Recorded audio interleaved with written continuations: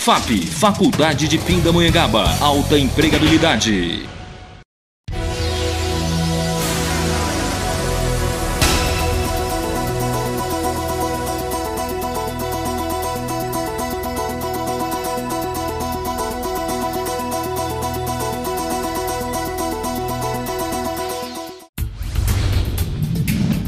Aprenda e vivencie os princípios bíblicos no programa Examinando as Escrituras. Eu quero agradecer a sua audiência, com vocês debatendo muitos temas, debatendo assuntos bíblicos e examinando as Escrituras. A apresentação, Pastor Robson Vander. O tema de hoje é um tema muito relevante para a vida cristã. Programa Examinando as Escrituras.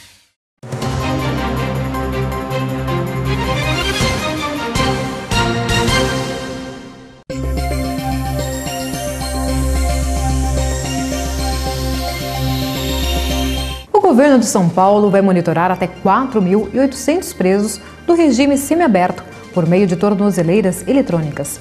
O contrato com o consórcio vencedor da licitação para a prestação do serviço deve ser assinado em 30 dias. Os cerca de 3.000 detentos que diariamente deixam as prisões para trabalhar serão vigiados por meio do equipamento. Por enquanto, só nas 5 saídas anuais dos presos para visita de parentes, a Secretaria de Administração Penitenciária pretende manter sob controle o número máximo de presidiários previsto. O preço do novo esquema de segurança será de R$ 41 milhões a serem gastos durante os 30 meses do contrato. Acompanhe as últimas informações da Copa do Mundo com João Carlos e Gilcimar Arruda. Ok, estamos de volta para falar de esportes. O assunto agora é a Copa do Mundo. Aqui ao meu lado está Gilcimar Arruda. Tudo bem, Gil? Tudo bem, João. De sexta-feira do último programa até esta segunda-feira, muita coisa aconteceu. A Argentina caiu de 4, está fora. O Uruguai conseguiu classificação e o Brasil não tem mais técnico. Qual o balanço deste final de semana na Copa, Gil? Olha, tivemos uma bela classificação da Alemanha em cima da Argentina, uma goleada que muita gente não esperava, né? Afinal de contas, a Alemanha está jogando um futebol muito bonito e a Argentina era um dos times mais fortes dessa Copa do Mundo. Acabou tomando uma goleada de 4-0, com destaque para o Klose, que já está a um gol do recorde de Ronaldo Fenômeno. Também o Brasil, infelizmente, foi eliminado pela Holanda, né? Com um segundo tempo inexplicável. O primeiro tempo, muita gente disse que foi o melhor primeiro tempo do Brasil na Copa, mas o segundo tempo foi lastimável. 2 gols, no caso ali da equipe holandesa, 2 gols de jogada aérea. Inclusive o segundo foi o primeiro gol da carreira do Sneijder, né, de cabeça do Sneijder da Holanda, né? Também tivemos uma classificação heróica do Uruguai, um jogo muito emocionante, né, com um pênalti no final da prorrogação que o Jean acabou batendo no travessão.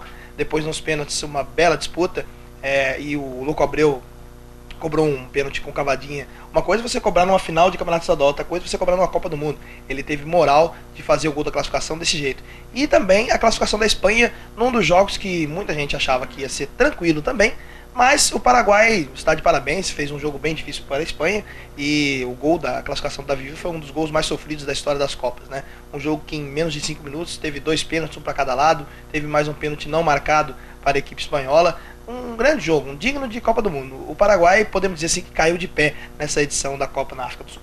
O que chamou a atenção depois desses jogos final de semana foi o Dunga, que como o Leão foi demitido uma vez no aeroporto. O Dunga foi demitido pelo telefone. Mas ontem, domingo, eu vi uma entrevista do Dunga falando o seguinte: chegando a Porto Alegre às 11 horas da manhã e deixou bem claro que iria descansar 1 a 2 semanas e depois iria conversar com o Ricardo Teixeira. Quer dizer, parece que o Dunga ainda achava que podia ficar, né? Ele esperava uma boa recepção no Brasil, mas não só ele, mas muita gente da seleção acabou sendo recebida de modo não como queria, né? E o Dunga ainda esperava, ainda acreditava num trabalho futuro pela seleção. Mas, infelizmente, todo mundo sabia que um dia o Dunga ia precisar das pessoas ou das opções, que no caso ele levou, que eram opções mais ofensivas. Ele levou um time muito defensivo, e aí no jogo da Holanda fez falta. Tá certo. Sem contar que o Dunga bancou o Felipe Melo na seleção. Nos seus jogos todos ele jogou, até teve boas atuações, mas ele era um jogador preferencial do Dunga. E com o Felipe Melo dando passe até para o gol do Robinho, ele queimou tudo que tinha no primeiro tempo, depois ficou devendo. Então agora nomes surgem em relação à seleção brasileira, nomes dentro do Brasil: Luiz Felipe Scolari, Mano Menezes, Ricardo Gomes são os mais cotados, né? Também já falaram no nome do Leonardo, certo que o Leonardo tem uma pequena diferença do que o Dunga. O Leonardo ele é acabou de virar treinador, mas ele passou por um ano no Milan, ao contrário do Dunga, que não tinha nenhuma experiência e foi técnico logo da seleção brasileira. É esperar para ver. A CBF tem até o final desse mês para definir o novo técnico, até porque em agosto já tem um amistoso contra os Estados Unidos. Tá certo, vamos esperar para ver o que acontece e nós voltamos amanhã para comentar os jogos com o retorno da Copa do Mundo na terça e na quarta-feira. Falamos de esportes, em especial para o RVC Notícias.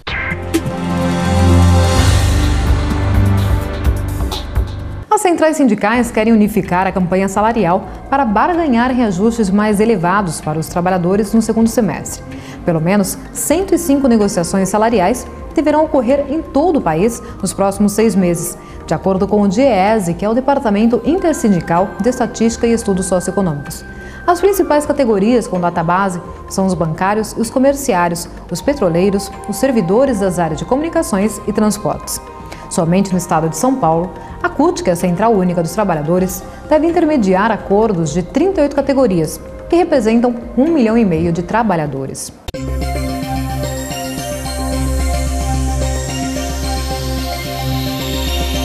A British Petroleum iniciou a busca por um investidor estratégico para ajudar a garantir sua independência, à medida que precisará se defender contra potenciais ofertas de aquisição. Consultores da empresa tentam angariar interesse de petrolíferas rivais e fundos soberanos para adquirir uma participação de 5 a 10% por um custo de até 9 bilhões de dólares. A BP teme uma tentativa de aquisição assim que tiver conseguido conter o derramamento de óleo no Golfo do México, o que deve ocorrer nas próximas semanas.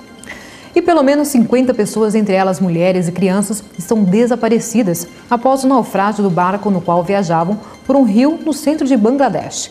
O barco de passageiros, com cerca de 100 pessoas a bordo, saiu do porto de Tambazar e, ao se dirigir para o centro do rio, foi investido por outra embarcação que transportava uma carga de areia. A Autoridade de Transporte Aquático Interior de Bangladesh iniciou trabalhos de resgate com a ajuda do Serviço de Bombeiros e Organização de Defesa Civil, mas seu trabalho foi suspenso de madrugada sem ter achado nenhum corpo. Termina aqui o RVC Notícias. Amanhã estaremos de volta.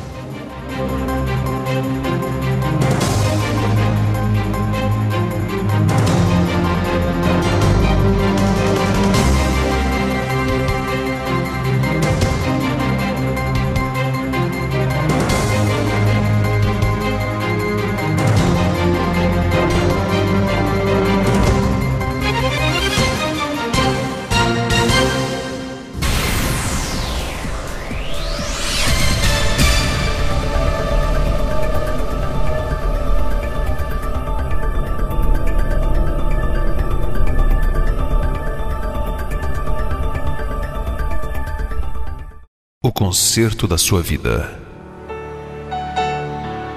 Desejando encorajar o progresso de seu jovem filho na música, sua mãe o levou a um concerto de piano.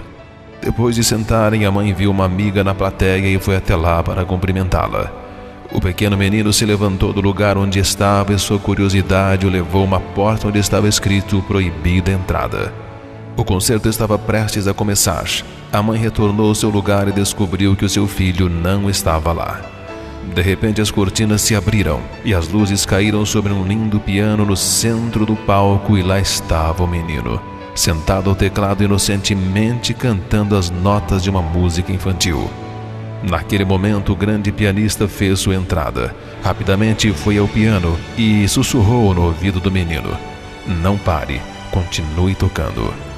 Então aquele pianista estendeu sua mão esquerda e começou a tocar.